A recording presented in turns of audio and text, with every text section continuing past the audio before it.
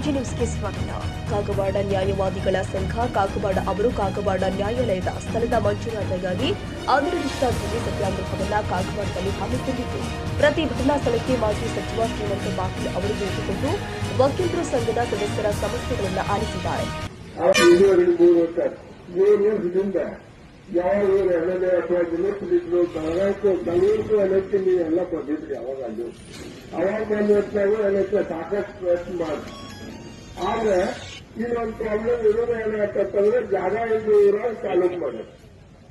ಅದಕ್ಕೆ ಸರ್ಕಾರಕ್ಕೆ ಇಷ್ಟ ಇವತ್ತಿನ ನಿಮ್ಮ ವತಿಯಿಂದ ನಮ್ಮ ರೈತರ ಪರವಾಗಿ ಒಂದು ವಿನಂತಿ ಮಾಡ್ಕೊಳ್ಬೇಕಂತಂದ್ರೆ, ನೀವು ಇಲ್ಲಿ ಜಾಗ ಇಲ್ಲಾಗಿತ್ತು ಅಂತಂದ್ರೆ ಎಲ್ಲಿ ಬೇಕಾಗುತ್ತೆ ಜಾಗ ತಂದು ತಗೊಂಡು ನೆಕ್ಸ್ಟ್ ಜಲ್ದಿ ನೀವೇನಕ್ಕೆ ಕೋರ್ಟ್ ಮತ್ತು ಒಂದು ಕಳಕಳಿ ಮನವಿಯನ್ನ ಕಾರವಾರ ತಾಲೂಕಾ ರೈತ ಹಿತರಕ್ಷಣಾ ಸಮಿತಿಯ ಇವತ್ತಿಂದ ಒಂದು ಮನವಿ ಮಾಡ್ತೀವಿ. ಇದು ನಮ್ಮ ಟ್ಯಾಕ್ಸ್ ಮಿನಿಸ್ಟರ್ ಸಾಹೇಬನಾಗ ಮಾಡಬೇಕಂತ ಅವ್ರನ್ನ ಮತ್ತೊಂದು ಕಳ್ಕೊಳ್ಳೋ ವಿನಂತಿಯನ್ನು ನಾನು ಮಾಡ್ತೀನಿ. ಈ ಸಮಯದಲ್ಲಿ ಸ್ಥಳೀಯ ಮುಖಂಡರು, ವಕೀಲರ ಸಂಘದ ಅಧ್ಯಕ್ಷರು ಹಾಗೂ ಎಲ್ಲ ಸದಸ್ಯರು, ರೈತ ಬಾಂಧವರು ಹಾಗೂ ಸಾರ್ವಜನಿಕರು ಉಪಸ್ಥಿತರಿದ್ದರು. ಕನ್ನಡಿಗರ ಮೆಚ್ಚಿನ ನಿಮ್ಮ ಎಜೆ 24/7 ನ್ಯೂಸ್ ಕನ್ನಡ ವಾಹಿನಿ ಇದೀಗ ಟಿವಿಯಲ್ಲಿ ಲಭ್ಯ. ವೇಳೆ ನೋಟಿಸ್ ಕೊಟ್ಟಿದ್ರೆ ವಾಪಸ್ ತಗೋತೀವಿ.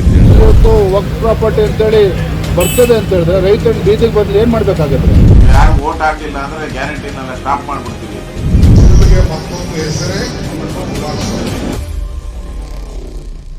ಕರ್ನಾಟಕ ಮತ್ತು ದೇಶ ವಿದೇಶ 360 ಡಿಗ್ರಿ ಸುದ್ದಿ ಹಾಗೂ ಉತ್ತರ ಕರ್ನಾಟಕ, ಬೆಳಗಾವಿ, ಬಾಗಲಕೋಟೆ, ಧಾರವಾಡ, ಹಾವೇರಿ, ಗದಗ, ಬಿಜಾಪುರ ಜಿಲ್ಲೆಯ ಕ್ಷಣ ಕ್ಷಣದ ವಿವರವನ್ನ ಪಡೆಯುವುದಕ್ಕೆ ಎಜೆ 24/7 ನ್ಯೂಸ್ ಕನ್ನಡ ವಾಹಿನಿಯನ್ನ ಲೈಕ್ ಮಾಡಿ, ವಿಡಿಯೋಗಳನ್ನ ಶೇರ್ ಮಾಡಿ, ಕಮೆಂಟ್ ಮಾಡುವ ಮೂಲಕ ನಮ್ಮ ವಾಹಿನಿಗೆ ಸಹಕಾರ ನೀಡಿ ಮತ್ತು ಚಾನೆಲ್ ಅನ್ನ ಸಬ್ಸ್ಕ್ರೈಬ್ ಮಾಡಿ.